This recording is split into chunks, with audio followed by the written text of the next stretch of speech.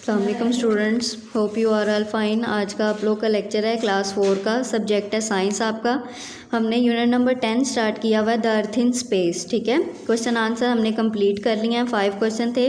उसके बाद आज हमने ऑब्जेक्टिव करनी है, filling the blanks. First filling the blanks है आपकी, the imaginary line on which the earth rotates is called dash. जो ऐसी फ़र्ज़ी लाइनें जिस पे हमारी ज़मीन रोटेट करती है, चक्कर लगाती है, हरकत करती है, इस कॉल्ड क्या बोलते हैं उसे, कि ये उससे ज़मीन के क्या हैं, एक्सिस है।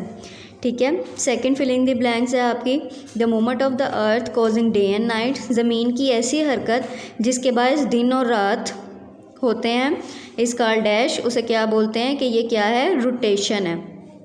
थर्ड फिलिंग द ब्लैंक्स है, the earth move around the sun and this movement is called revolution. यानी कि ज़मीन जब सूरज के गिर्द चक्कर लगाती है, हरकत करती है, तो इस मूवमेंट को क्या कहेंगे कि ये हमारी क्या है, रेवोल्यूशन। ठीक है, फोर्थ फिलिंग द ब्लैंक्स है आपकी, the earth takes dash days to complete one orbit around the sun. जो हमारी ज़मीन है सूरज के गिर्द चक्कर लगाती है, तो वो अपना एक चक्कर कितने टाइम में पूरा करती है, 365 डेज़ में। ठीक है, ऑलमोस्ट हमारा साल पूरा लग जाता है ज़मीन को सूरज के गिर्द चक्कर लगाने में। उसके बाद 5 फिलिंग द ब्लैंक्स है, changing seasons on the earth are caused by the earth tilt on its dash. यानी कि जब ज़मीन पर मौसम बदलते हैं तो ज़मीन के झुकाव की वजह क्या होती है, उसके एक्सिस, यानी कि ज़मीन अपने जब मदार के गिर्द घूमती है तो इस वजह से मौसम चेंज होते रहते हैं। नेक्स्ट आपका टॉपिक है MCQs का, आपने टिक मार्क करना है जो आपका करेक्ट आंसर होगा। How many days does the earth takes to complete one orbit around the sun? 265 days, 365 days के 465? 365 इज़ योर करेक्ट आंसर। इसको टिक कर लें आप।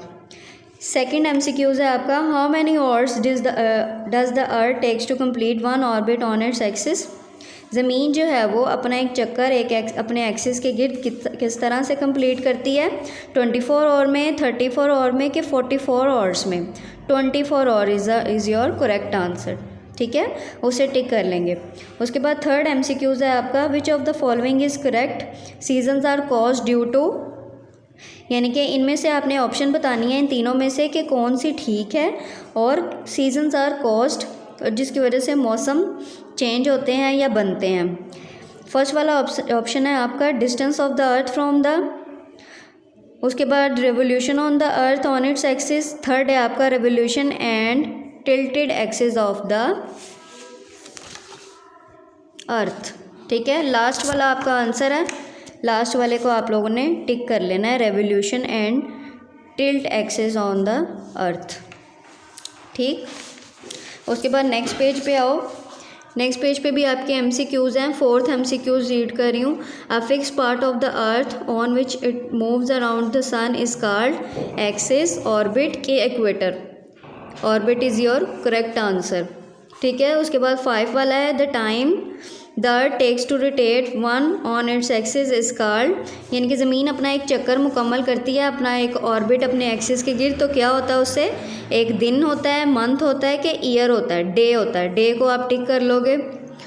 उसके बाद the time the earth takes to revolve once around the sun. यानी कि अब हमने बताना है कि जब हमारी ज़मीन जो है वो सूरज के गिर्द चक्कर लगाती है तो इससे 365 डेज़ में कंप्लीट करती है, तो 365 डेज़ ऑलमोस्ट हमारा 1 ईयर हो जाता है। तो इसमें आपका करेक्ट ऑप्शन क्या होगा, डे, मंथ या ईयर? ईयर आपका करेक्ट आंसर है, इसे टिक कर लें। ठीक है, उसके बाद 7th है आपका, लास्ट MCQs है, how many seasons are there? कितने सीजन्स होते हैं, 3, 4 या 5? 4 होते हैं, 4 को टिक कर लेंगे आप। ठीक है, नेक्स्ट आपका और इस चैप्टर का लास्ट क्वेश्चन है आपका, match the columns. Columns match करने हैं आपने। First one is the spinning of a body on its axis. यानी कि जब कोई भी बॉडी, कोई भी चीज़, कोई भी जिस्म जो है वो अपने एक्सिस के गिर्द घूमता है तो उससे क्या होता है, इस चीज़ को आपने फिल इन द ब्लैंक्स में फिल भी करना है। और कॉलम बी में इसको, लास्ट क्वेश्चन है आपका, match the column the spinning of a body on its axis. Correct answer पे आपने कॉलम सी में लिख देना है, the spinning of a body on its axis is called revolution, ठीक है, रेवोल्यूशन के साथ मैच करेंगे और फर्स्ट आपने कॉलम में लिख देना रेवोल्यूशन। उसके बाद सेकंड है आपका the orbiting of one object around another, your correct answer is rotation, ठीक है, रोटेशन के साथ मैच कर देंगे और बिल्कुल सेकंड जो आपकी लाइन है उसके सामने कॉलम सी के अंदर लिख देंगे, ठीक है। उसके बाद थर्ड है आपका टू लेन, इंक्लाइन, स्लोप और स्लेंट, ये क्या होता है, इस करेक्ट आंसर है इसका टिल्ट, टिल्ट के साथ मैच करोगे और बिल्कुल थर्ड रो के सामने आपने कॉलम सी के अंदर लिख देना है। लेन का मतलब होता है दुबली, इंक्लाइन माइल, स्लोप ढाल, स्लेंट स्लेट की तरह की बिल्कुल सीधी, तो इसको क्या कहते हैं, टिल्ट। टिल्ट का मतलब होता है झुका हुआ, टिल्ट का क्या मतलब होता है,